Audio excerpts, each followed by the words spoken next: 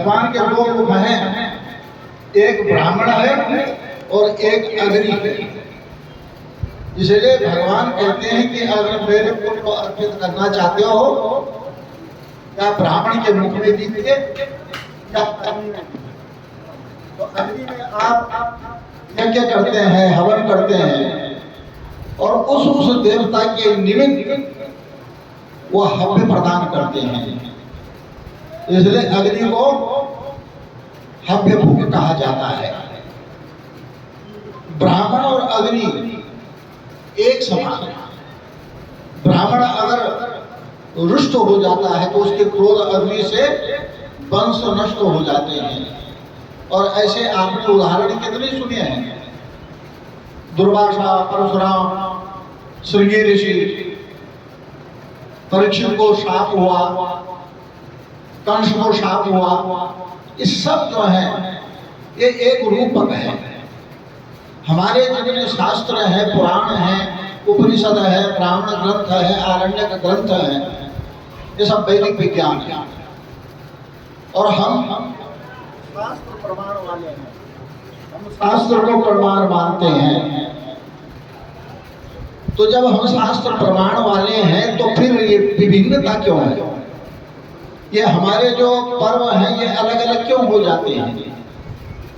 दीपावली 2 दिन क्यों मनाई जाती है? जन्माष्टमी 2 दिन क्यों मनाई जाती है? शिवरात्रि 2 दिन क्यों मनाई जाती है? क्यों समाज में इस प्रकार का भ्रम जाता है? और विदर्भी लोग जो है बड़ी मजाक उड़ाते हैं।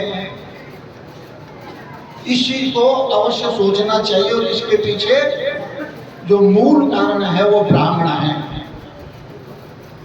चाणक्य ने कहा है, ब्राह्मणम ब्राह्मणम दृष्ट्वा स्वानवद गुरगुरायते। एक ब्राह्मण दूसरे ब्राह्मण को देख करके कुत्ते की तरह गुरगुर करता है, भौंकता है। साम्यता नहीं होती है। ब्राह्मणों को एक मंच पर बिठा करके और उनकी एक सम्मति करना, ये तो ऐसा है जैसे जिंदे मेंढक को तराजू में तोल सकते हो आप? जो मेंढक है उनको अगर तराजू के परड़े में तोलने के लिए रखोगे तो जब तक जो है बैलेंस बनेगा तब तक कोई भुलक जाएगा, कोई दूसरा वो हो जाएगा। हमने बहुत प्रयास किया है। जो एक बात चली थी यहाँ पर कि जो है यहाँ भी हिंदुओं का कोई संत होना चाहिए, जैसे शहर इमाम है। मैंने बहुत मीटिंगें करी है शहर इमाम के साथ में, और ये इस समय वाले जो है इनसे भी पहले वाले जो थे उनके साथ भी करी है। उस समय भी लोगों ने जो है ये प्रस्ताव रखा था कि हिंदुओं के तरफ से कोई ऐसा धर्म गुरु होना चाहिए। बड़ी मीटिंगें हुई। उस समय विनोद खन्ना थे, ये विनय गुलाटी आदि जो है, कमल चंद्रा एक्सपोर्टर्स आदि, ये सारे सब इकट्ठे हुए। पीएम स्कूल में इन्होंने मीटिंग रखी, मेरे को बुलाया वहाँ। बोले हम आपका नाम प्रस्ताव रख रहे हैं इसमें। मैंने कहा भैया मैं ये राजनीति में नहीं पढ़ना चाहता, लेकिन यदि जो है हिंदू धर्म के लिए, समाज के लिए, संगठन के लिए अगर मेरी आवश्यकता है तो मैं उसके लिए तत्पर हूँ। तो वो फिर बाद में जो है वहाँ भी, क्योंकि हिंदू एक नहीं होता है। हिंदुओं में संगठनात्मक नहीं है, ब्राह्मणों में संगठनात्मक नहीं है। इतने पुजारियों से क्या योगी जी के पास क्या बात जाएगी? इतने लोगों की क्या बात जाएगी बताइए? योगी जो तो स्वयं जो है, जो आप सोच रहे हैं उससे आगे की बात सोच रहे हैं, पर आप अपना प्रस्तुतिकरण तो करिए उस प्रकार से। आप अपने को दिखाइए कि हमारी ये व्यवस्था है, हमको इस प्रकार की व्यवस्था चाहिए, हम वेदवादी हैं, हमसे बड़ा धनाढ्य कोई नहीं है विश्व में। इसलिए तो हम विश्व के गुरु रहे हैं, जगत गुरु रहे हैं। हमारे पास वेद का धन है, हमारे पास ज्ञान का धन है, हमारे पास पुराण का धन है, शास्त्र का धन है। जो बात कहीं नहीं हो सकती, जिसका समाधान कहीं नहीं हो सकता, उसका समाधान हमारे शास्त्रों से होता है। अब वेद को देखिए, 1,00,000 मंत्र वेदों में बताए गए हैं। 1,00,000 मंत्र, वो 3 कांड हैं वेद के। कर्मकांड, उपासना कांड और ज्ञान कांड। तो सबसे ज्यादा जो मंत्र हैं वेद के 80,000 मंत्र कर्मकांड के बताए जाते हैं, 16,000 मंत्र उपासना कांड के हैं और ज्ञान कांड के केवल 4,000 मंत्र हैं। ज्ञान कांड का मतलब है ब्रह्मसूत्र, वेदांत। और जिस ब्रह्मसूत्र से श्रीमद् भागवत महापुराण प्रारंभ होता है, भागवत महापुराण का जो प्रथम स्कंद का मंगलाचरण है, जन्माद्यस्य ये ब्रह्मसूत्र का दूसरा सूत्र है, जन्माद्यस्य यतः।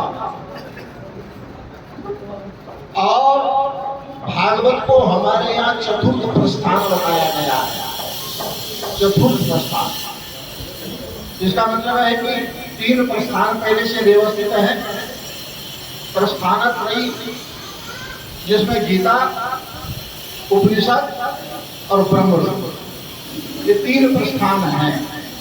और जो इन 3 प्रस्थानों पर भाष्य लिखता है संस्कृत में, वही जगत गुरु के पद पर बैठने का अधिकारी हो सकता है। ये व्यवस्था की पहले। आज तो जैसे देखो वो जगत गुरु बन गया है, पैसे दे दे करके जो अपना पट्टाभिषेक करवा रहे हैं। इन 3 ग्रंथों पर जो संस्कृत का भाष्य लिखता है, वही उसका अधिकारी हो सकता है, वही बन सकता है। और जब इन तीनों में भी विवाद हो आपस में, अर्थात उपनिषद कुछ कह रहा है, गीता कुछ कह रही है, ब्रह्मसूत्र कुछ कह रहा है, तो इन तीनों के विवाद को कौन सुधारता है, किसके पास जाती बात? वह है चतुर्थ प्रस्थान भागवत। भागवत के पास बात जाती है और भागवत जो निर्णय देता है वो निर्णय सबको स्वीकार होता है। मेरा आप सब लोगों से आग्रह है, अपने घरों में निर्णय सिंधु रखिए। कोई बहुत महंगा ग्रंथ नहीं है, 400-500 रुपए में, 800 रुपए में मिल जाएगा। निर्णय सिंधु रखिए, धर्म सिंधु रखिए, उसमें सारा निर्णय है। अब जो ये भ्रम है कि उदय तिथि में होता है, अष्ट तिथि में होता है, प्रदोष व्यापनी में होता है, मध्याह्न व्यापनी में होता है, अपराह्न व्यापनी में होता है, निषिद्ध व्यापनी में होता है, अलग अलग वर्ग में होता है। उसके लिए वर्ग पर विज्ञान है, उस ग्रंथ को रखिए, उसको पढ़िए। ये थोड़ी है कि हर एक तिथि में जो भी वर्ग है वो प्रदोष व्यापनी और उदय व्यापनी में होगा। कोई उदय व्यापनी में होता है, कोई प्रदोष व्यापनी में होता है, कोई अष्ट व्यापनी में होता है, कोई निषिद्ध व्यापनी। अब जैसे श्री कृष्ण जन्माष्टमी का निर्णय होता है वो निषिद्ध व्यापनी में, अगर अष्टमी है, रोहिणी नक्षत्र है, तो उस दिन जो है जन्माष्टमी पर्व मनाया जाता है। तो ये सब ग्रंथों में निहित है। लेकिन हमने क्या कर लिया, हमने पंचांगों से जो है नकल करके और एक अपना पंचांग जो है समाज में और जो है समस्या खड़ी कर दी। अब वो कहता मेरे पंचांग में यह है, वो कहता मेरे पंचांग में वो है। मेरा आप सब लोगों से आग्रह है, अगर आप अपने हिंदू धर्म को संगठित रखना चाहते हैं और हिंदू धर्म की जो वैज्ञानिकता है, जो धर्म विज्ञान है, उसको अक्षुण्ण रखना चाहते हैं, तो पूरे मुरादाबाद में एक ही तिथि पत्रा होना चाहिए। आप किसी को भी स्वीकार करें, सबको दे दीजिए, हमें स्वीकार। मैं चाहे किसी भी पंचांग का आश्रय लेता हूँ, कोई विष्णु पंचांग देखता होगा, कोई ब्रजभूमि पंचांग देखता है, कोई मार्तंड पंचांग देखता है, अपने अपने हिसाब से लोगों के पास पंचांग है। लेकिन समाज के लिए एक पंचांग होना चाहिए और उस एक पंचांग में जो तिथि है वही तिथि जो है सब जगह जो है उसका प्रचार होना चाहिए। यहाँ पर जो पहले महाराज जी थे, सबसे बड़े महाराज जी, वो जब भी नवरात्रि आते थे तो मेरे पास भेजते थे यहाँ से तिवारी जी को 15 दिन पहले वो कहते थे कि उठा के जैसे पूरे जो है उसका वो लेके आओ तिथि, कब क्या होगा, कब क्या होगा, कब क्या होगा, नवरात्र कब है, रामनवमी कब है, जन्माष्टमी कब है, और फिर वो यहाँ उसमें बोर्ड में वो चले गए। हमने भी बहुत कोशिश करी है। बात वही है, प्रत्येक आदमी अपने को जो है देवगुरु बृहस्पति समझता है, एक दूसरे की बात को नहीं समझता है। अरे हम कहते हैं हम तुम्हारी बात को समझ लेंगे भैया, तुम्हारे चरणों में बैठ जाएंगे। समाज को एक संदेश देना है। समाज को ये ब्राह्मण का कर्म है। ब्राह्मणेन निष्कारणो धर्मो षडंगो वेदो ध्येयो ध्येयश्च। ब्राह्मण का निष्कारण धर्म है ये, उसको वेद का ज्ञान होना चाहिए। षडंग जो वेद है, 6 अंगों वाला जो वेद है, उसका बोध होना चाहिए। वो निष्कारण है, मतलब केवल पैसे के लिए जो है ब्राह्मण नहीं है। ज्ञान जो है बेचा नहीं जाता, ज्ञान बांटा जाता है। आप लोग हम लोग बांटने वाले हैं। त्याग प्रधान जीवन है हमारा। हमने समाज को दिया है। ब्राह्मण का मतलब है ज्ञान प्रधान, क्षत्रिय का मतलब है बल प्रधान, और वैश्य का मतलब है अर्थ प्रधान, और शूद्र का मतलब है सेवा प्रधान। जहाँ ये 4 संस्थाएं अपने अपने कर्म में नियत है, वही शासन, वही राज्य जो है राम राज्य कहा गया है। भगवान ने गीता में कहा है चातुर वर्ण्यम माया दुष्टम गुण कर्म विभाग। मैंने 4 वर्णों को सृजित किया गुण और कर्म के द्वारा। उनका गुण क्या है, उनका कर्म क्या है। ब्राह्मण का कर्म है 6 प्रकार का, अध्ययन और अध्यापन, पढ़ना पढ़ाना, यज्ञ करना यज्ञ कराना, दान लेना दान देना। ये नहीं है कि केवल दान ही लेके चले जाओ। अगर दान लेते चले जाओगे, जजमान के यहाँ से कूड़ा कबाड़ सब अपने घर में लाते रहोगे और उसको बांटोगे नहीं, उसको दान नहीं करोगे, तो उस अन्न से आगे की पीढ़ी सब बर्बाद हो जाएगी, मूर्ख हो जाएंगे, कोई पढ़ेंगे नहीं, व्यभिचारी हो जाएंगे, व्यसनी हो जाएंगे। तो ब्राह्मण तो एक केंद्र है। समाज में कोई भी व्यवस्था है, समाज से जो भी चीज आ रही है, ब्राह्मण से स्पर्श करके हुआ ब्राह्मण दूसरे को दे देता है, बांट देता है समाज को। ज्ञान बांटने की चीज है। तो हम जो है जो ज्ञान देते हैं उसका पैसा नहीं लेते, जो कुछ अपनी श्रद्धा से कोई दे देता है, दे देता है। मुझे 50 वर्ष हो गए यहाँ मुरादाबाद। 50 वर्ष पहले मैं आया था, छात्र ही था। उस समय 24 वर्ष की अवस्था थी, आज 73 वर्ष की अवस्था हो गई पूरी।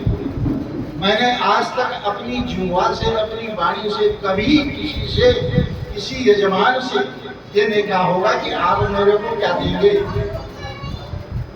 पूरा समाज जानता है, बताए कोई।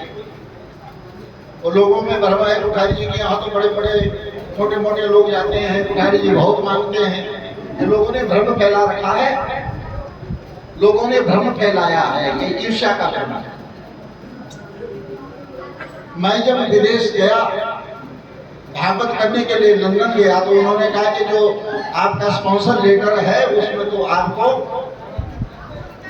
आपको डिक्लेयर करना पड़ेगा कि आप कितना लेंगे। मैंने कहा मैं डिक्लेयर करेंगे सर। बोले नहीं साहब, हमें तो उसमें दिखाना पड़ेगा, और लेटर जो है वो उसमें जाएगा, विदेश में जाएगा, ये व्यक्ति आ रहे हैं, इनको हम इतना पैसा देंगे। मैंने कहा आपकी जो इच्छा है आप लिख दे, कितना पाउंड आप मुझे देंगे, मैं नहीं। निष्ठा होनी चाहिए। और दूसरी बात है, ब्राह्मण का जो कर्म है वो है गायत्री की उपासना। दोनों काल में संध्या करे, और 2 काल में नहीं कर सकता तो प्रातः काल संध्या अवश्य करे, गायत्री मंत्र का जप करे। और रही बात तो ये हुई थी कि तीसरे दिन चौथे दिन में जो तेरहवीं कर देते, वर्षी कर देते, मैं तो हमेशा बोलता हूँ,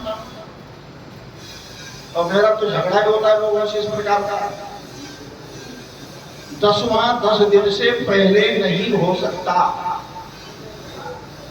और 10 दिन से आगे भी नहीं जा सकता। शास्त्र देखो, अगर बीच में 10वें दिन अमावस्या पड़ती है, तभी अगर पिता का कर्म है, माँ का कर्म है, पुत्र कर रहा है, तो अमावस्या को भी वह कर्म किया जा सकता है। अगर अपने चाचा ताऊ का कर रहा है, उसकी कोई संतान नहीं है, तो अमावस्या को छोड़ करके उससे पहले कर देना चाहिए। ये व्यवस्था है। जब तक मलिन षोडशा नहीं हो जाता, तब तक तो वो प्रेत है। और उस प्रेत के यहाँ भोजन करने जाते हो, वो प्रेत अन्न है। उस प्रेत अन्न खा करके कभी भला नहीं हो सकता, प्रेत ही हो जाएगा। उसके अंदर प्रेतत्व का आवाहन हो जाएगा, वो प्रेत बन जाएगा। तो जब आप ये कहेंगे कि भाई हम 5वें दिन नहीं आएंगे आप यहाँ के रूप में भोजन करने के लिए, तो फिर कैसे कर सकता वो 5वें दिन? लेकिन ब्राह्मण ही कहता हाँ हाँ दूसरे दिन हो जाएगा, तीसरे दिन हो जाएगा। जब कोरोना काल आया, मेरे पास प्रतिदिन कम से कम 30-40 फोन आते थे, पिताजी मर गए, मुझे भी कोरोना हो गया, क्या करूं गुरुजी, संस्कार में कर नहीं सकता, हम तो डेड बॉडी दे नहीं रहे हैं। और बल्लू सिंह ने जो है मेरे से कह दिया, गुरुजी मेरे से फिर पक्के नाम जो है मैंने तो अपना स्विच बंद कर दिया, उसके भाई ने भी बंद कर दिया, तीसरे वाले ने बंद कर दिया। मेरे पास फोन आया उनकी कि मेरे को मत बताना, हम नहीं जाएंगे, हम मरेंगे। तो हमने कहा भाई ऐसा करो, आप जो है डेड बॉडी को ब्रज घाट ले जाओ, वहाँ इसका संस्कार करके आ जाओ। अब ब्रज घाट जाने लग गए। ब्रज घाट वालों के जो है आनंद आ गए। उन्होंने ऐसा उल्टा वहाँ उन्होंने कहा इसको फूक भी दो, इसकी यहाँ बरसी भी कर दो, सब कुछ अभी कर दो, और हमको 50,000 रुपए दे दो, 40,000 रुपए दे दो, 1 लाख रुपए दे दो, जैसे जैसे पार्टी की उन्होंने खूब लूटा। और फिर जो है एक दीक्षित जी हैं डीएम साहब के यहाँ, उनका मेरे पास फोन आया, आचार्य की बड़ी विषमता हो रही है, क्योंकि ब्रज घाट में भी जो है बड़ा जो है अव्यवस्थित हो रहा है, और लोग जो हैं त्रस्त हैं कि हम अपने पिता की सदगति नहीं कर पा रहे हैं, उनकी अंत्येष्टि नहीं कर पा रहे हैं। तो आप एक जो है अखबार में एक वक्तव्य दीजिए शास्त्र। तो मैंने अमर उजाला और दैनिक जागरण वालों को बुलाया और मैंने उनसे कहा कि यदि आप अपने माता पिता की अंत्येष्टि नहीं कर पा रहे हैं, सरकारी लोग कर रहे हैं, हॉस्पिटल वाले कर रहे हैं, तो आप चिंतित मत होइए, हमारे यहाँ सारी व्यवस्था है। जब समय अनुकूल हो जाएगा तो पुनः आप जो है अपने माता पिता की जो है नारायण बलि करके तीर्थ में जा करके और फिर उनके संस्कार को खा सकते हैं। मतलब आपने जो है शवदाह नहीं किया, अंत्येष्टि नहीं की, आप वहाँ पर अंत्येष्टि कर सकते हैं। उषा का जो है शव बना करके उसका दाह होगा, और जैसे फिर 16 पिंड होते हैं वो 16 पिंड लगेंगे, फिर उत्तम षोडशी होगी, मध्यम षोडशी जिसे कहते हैं, नारायण षोडशा होगा, पिंडी होगी, तब जाकर के ब्राह्मण को भोजन मिलता है। ब्राह्मण तब वहाँ का भोजन कर सकता है। अब 5वें दिन जो है ब्राह्मण जा रहा है, वहाँ सब खाई की दक्षिणा मिलेगी, एक लोटा मिलेगा और एक ऐसी धोती मिलेगी कि जिसका जो है वो पोछा भी नहीं लग सकता, क्योंकि पूजा के लिए भी जो है अलग प्रकार के वस्त्र हैं, अलग प्रकार के वो हैं। अब तो लेते क्यों हम उसको बदलो, साफ कर मना कर दो कि हम संकल्प नहीं लेंगे, हम ये दान नहीं लेंगे।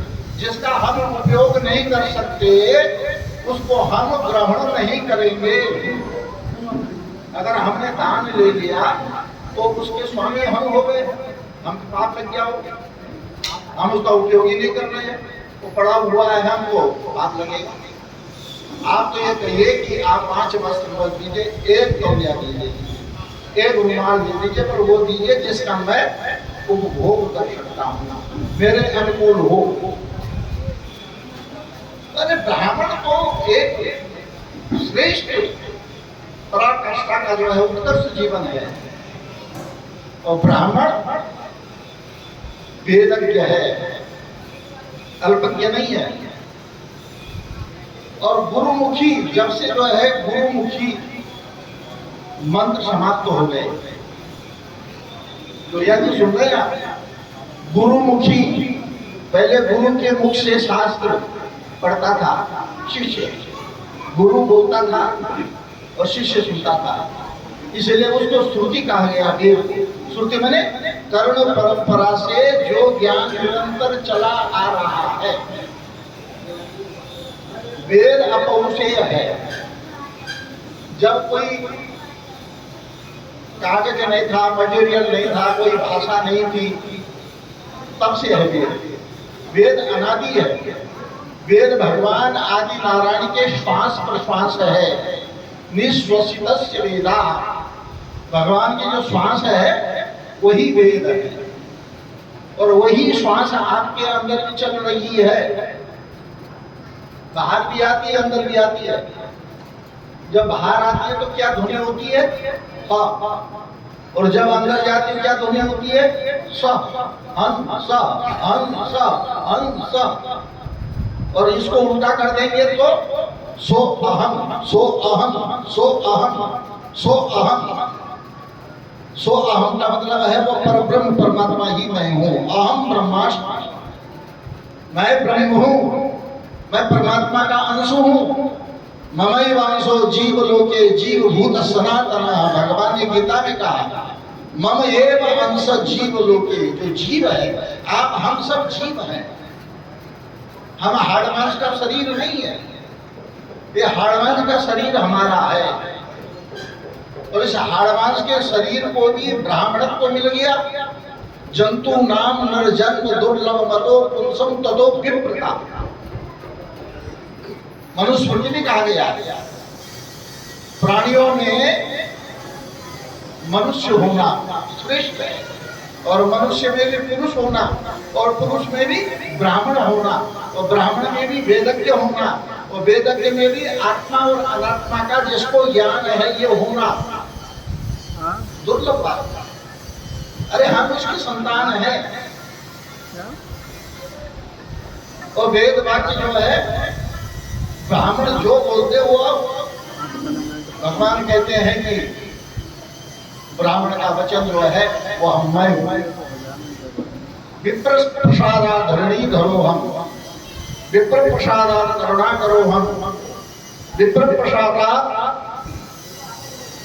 मम राम नाम, विप्र प्रसादा कमला करो। राम कह रहे हैं कि ब्राह्मण की कृपा से मैं धरणी धरूंगा, ब्राह्मण की कृपा में अजिता जी को हूँ, ब्राह्मण की कृपा में मैं राम हूँ, ब्राह्मण की कृपा से मैं कमला कर लक्ष्मी का। तो ब्राह्मण दीनहीन नहीं है।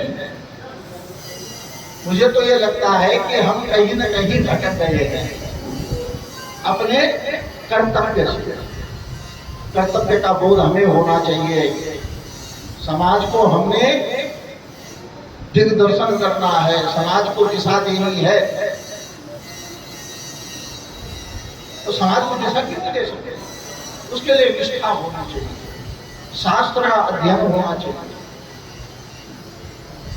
मैं तो आज भी सुबह 8 बजे अपना संध्या वंदन आदि करने के बाद 3 घंटा अभी स्वाध्याय करता हूँ, एकांत में बैठता हूँ, जहाँ कोई डिस्टर्ब नहीं करता है।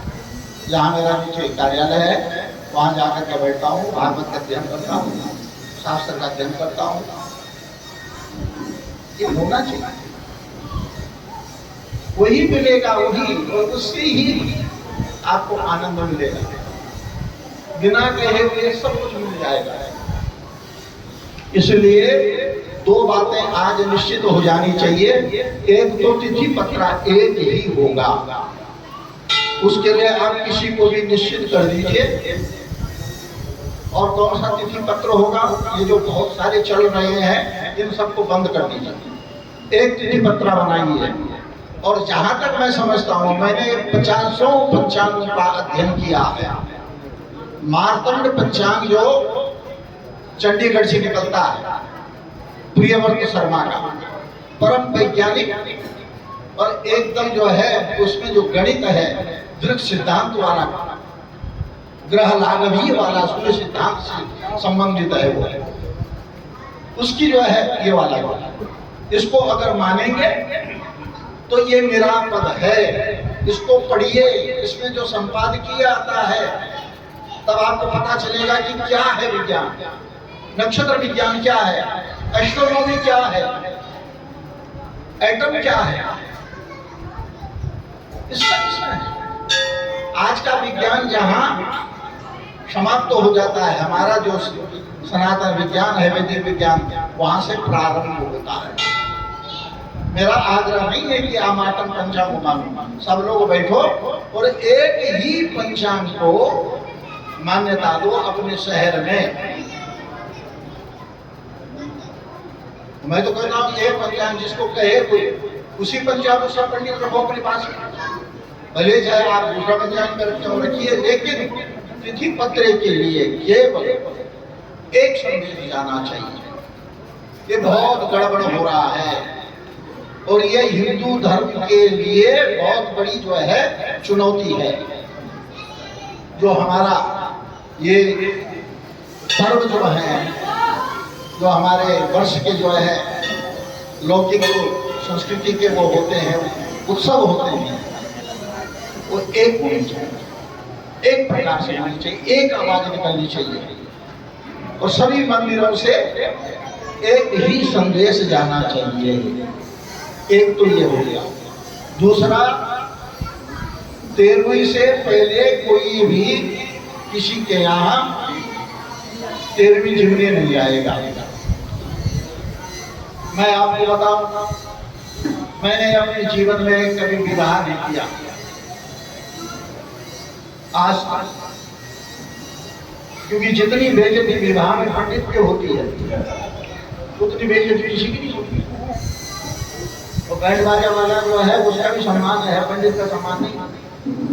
पंडित ने मुहूर्त पूरे रखा है कि 11 बजे का है लगन, 11 से 1 बजे जो है फेरे होने हैं और बारात 12 बजे आ रही है।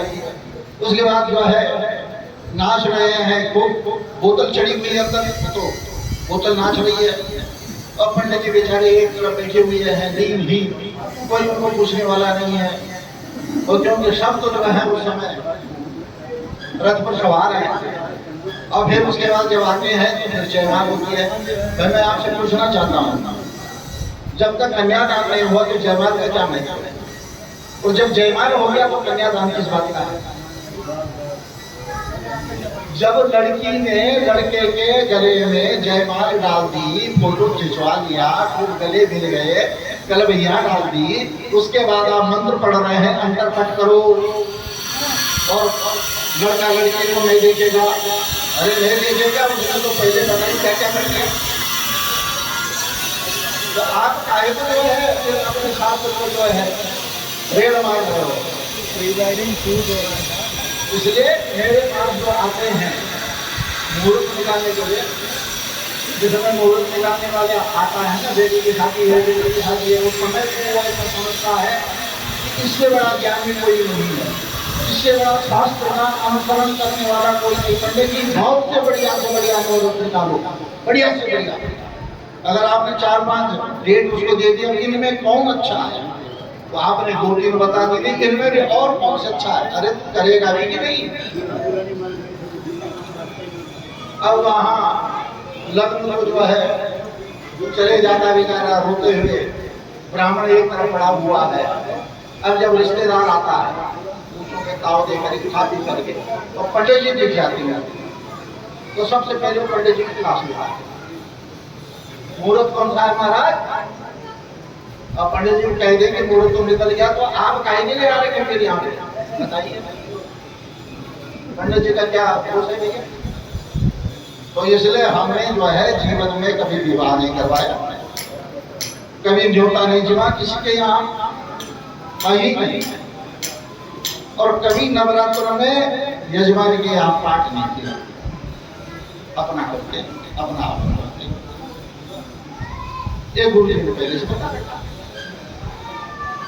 ये होना चाहिए। मैं ये नहीं कह रहा हूँ कि जजमान को नहीं करें, जजमान क्या चाहो, जजमान को भी आशीर्वाद दीजिए, तो जजमान का भी कर्तव्य होता है कि वो केवल जो है जिस दिन पंडित जो है सत्यनारायण कथा करने उसके आता है उसी दिन दक्षिणा देता है, कभी कभी यजमान का भी कर्तव्य होता है पंडित जी के यहाँ किसी पर्व पे जा करके जो है उसको दक्षिणा दे करके आए, फल दे करके आए, वस्त्र दे करके आए, अन्न दे करके आए, पूछ ले। ऐसा नहीं, ऐसी व्यवस्था होनी चाहिए। ऐसी व्यवस्था नहीं पहले, क्योंकि ब्राह्मण जो है तो शब्द कहा गया ना ब्राह्मण के लिए मनुस्मृति में, असंतुष्टो दुयो नष्टा। ब्राह्मण का ब्राह्मणत्व तब नष्ट हो जाता है जब वो असंतोषी है।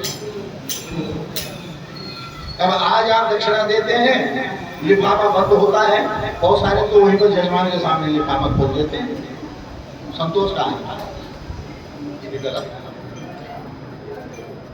हम कहते हैं या तो दिल्ली वालों की तरह हो जाओ।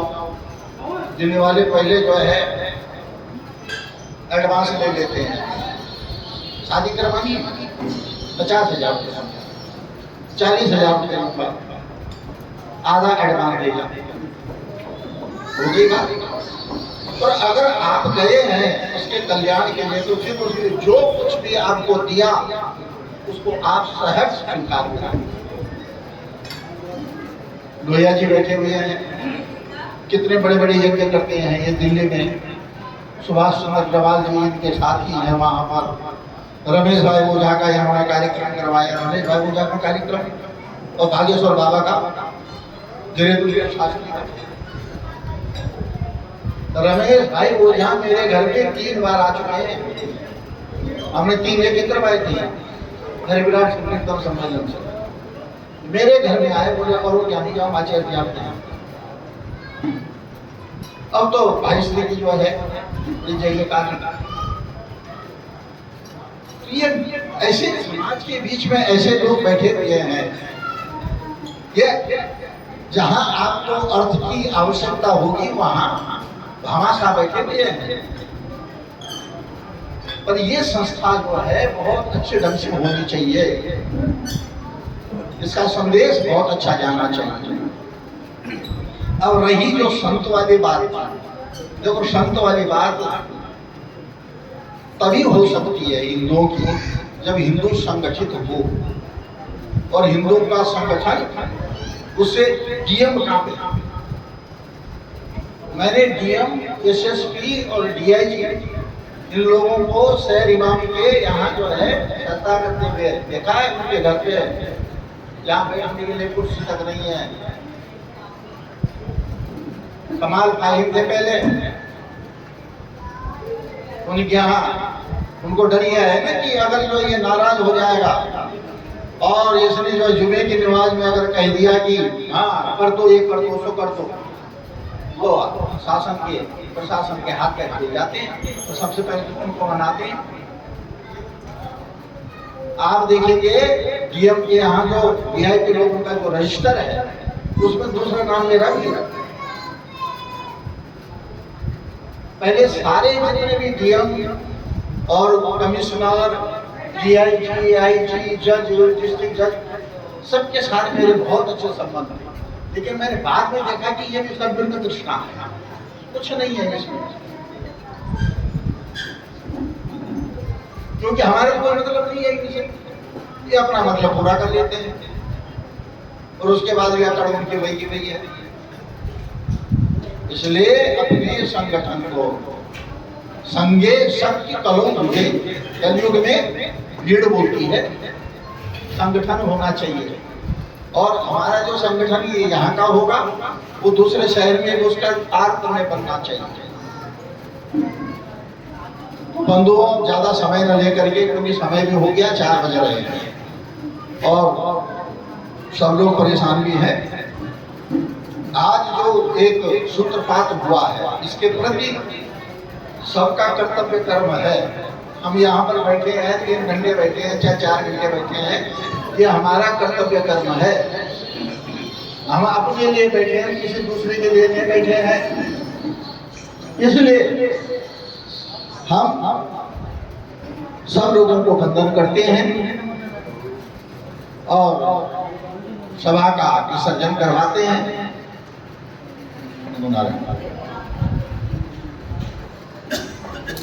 और अपनी राय को विराम।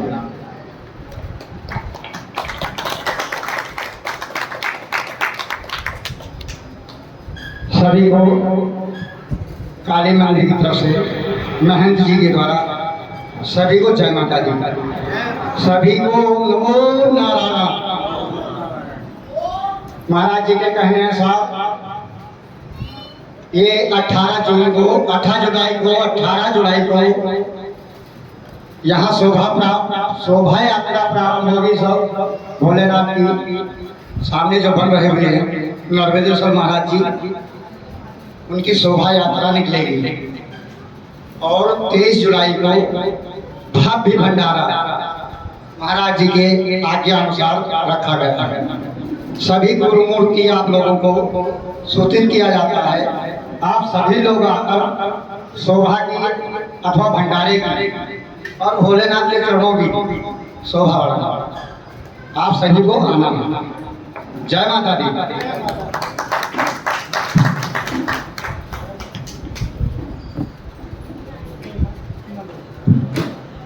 कार्यक्रम समापन की ओर है और अब मैं श्याम कृष्ण स्तुति जी से निवेदन करूंगा कि कुछ घोषणाएं हैं वो घोषणाएं करें और उसके बाद सूक्ष्म जलपान की व्यवस्था है फुल, क्योंकि आज एकादशी है, व्रत का भी है, तो पूरा व्रत का उसका प्रबंध है जलपान का, तो जलपान करके जाएंगे, ठीक है, अपने लिए कुछ लेकर के जाएंगे। श्याम जी कुछ घोषणाएं वो श्याम जी के द्वारा की जाएंगी।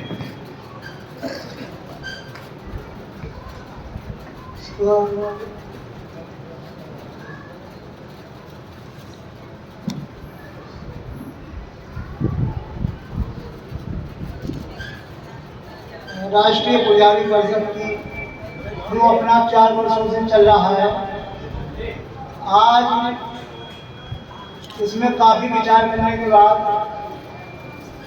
इसमें तो 5 नामों की घोषणा मतलब की जा रही है, फिर उसके बाद आगे है पूरी कार्यकारिणी अगली मीटिंग में आ जाएगी सब लोगों के सामने। तो इसमें राष्ट्रीय पुजारी परिषद के महानगर अध्यक्ष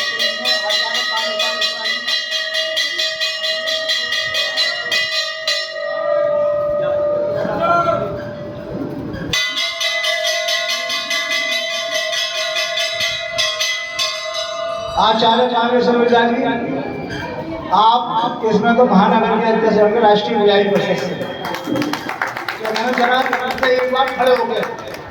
और उपाध्यक्ष पद के लिए पंडित विनीत शर्मा जी जरा खड़े हो यहाँ। और इसमें है ना महामंत्री के लिए सतीश खंडूर जी अपने एक समय से अपने साथ पूरा सहयोग कर रहे हैं। और मैं कोषाध्यक्ष के लिए घोषित करता हूँ पंडित रमेश चंद शर्मा जी, है ना कंजी सराय वाला पंडित जी रमेश जी। और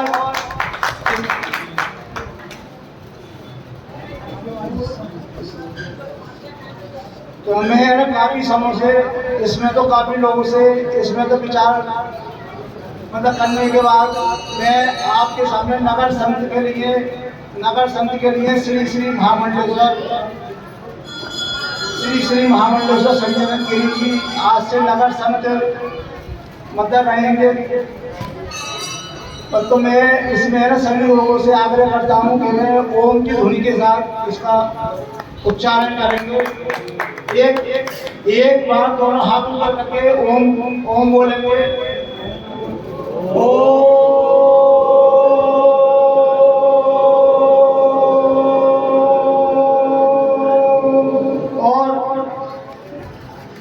इसमें तो जिन लोगों की घोषणा की इसमें करी गई है आगे इसमें तो खड़े हो जाएंगे।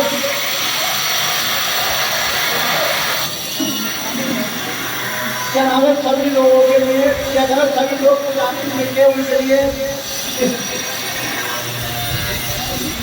इसका फूलों से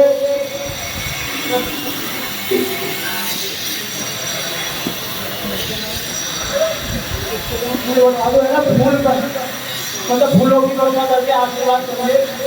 सभी लोग आया है क्या करें।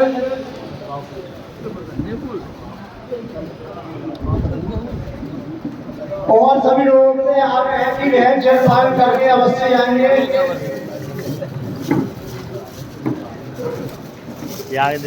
सभी लोग अपने हाथ में पुष्प ले लेंगे और जो नगर संघ की घोषणा आज हुई है उनको ससम्मान पूजन से सम्मानित करेंगे, पूजन कर, और समय समय पर उनका मार्गदर्शन हमें मिलता रहेगा। ऐसे संत हमारे बीच में नगर संत के रूप में विराजमान है। मालाओं के द्वारा उनका पूजन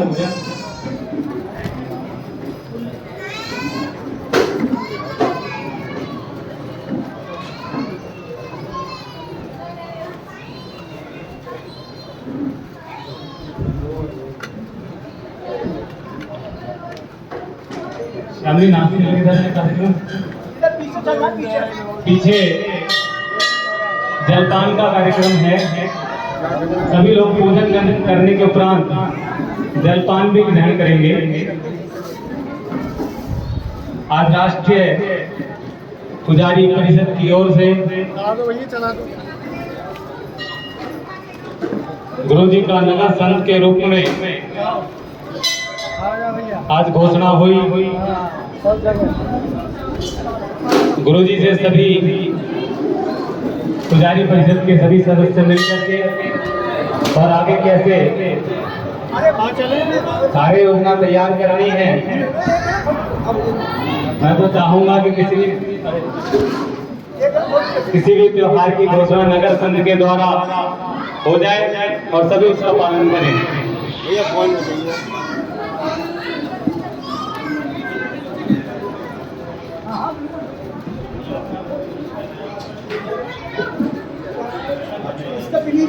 भाई साहब एक आप ही आए भाई साहब।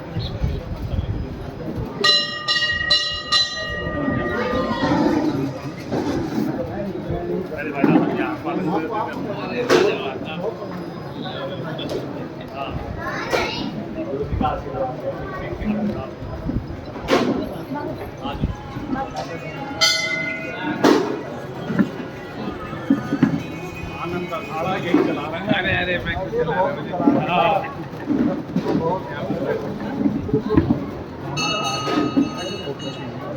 आप तीन नगर संत हैं, लेकिन महामंडलेश्वर के साथ साथ नगर संत भी हैं।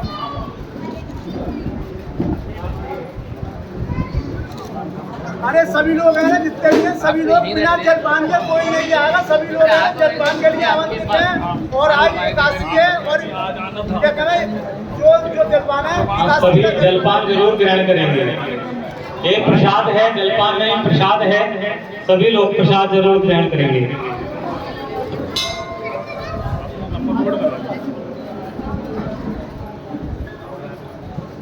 अरे काफी लोग इधर आओ ना सामने को यार, कहाँ कुछ चालू होने में यार।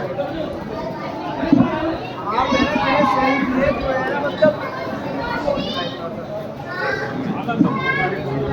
आप क्या कर रहे हो माता माता।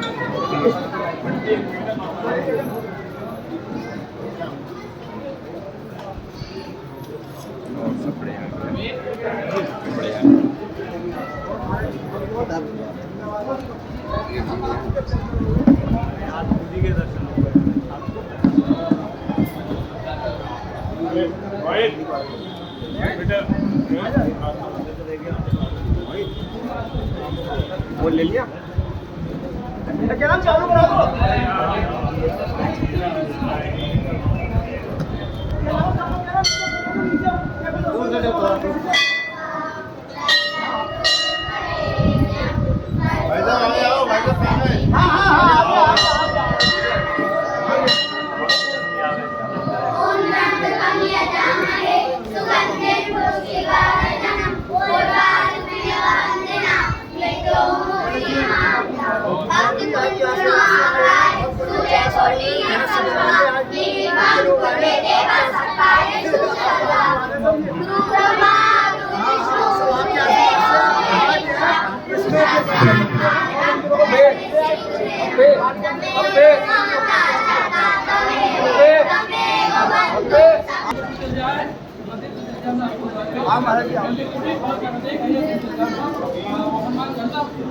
आप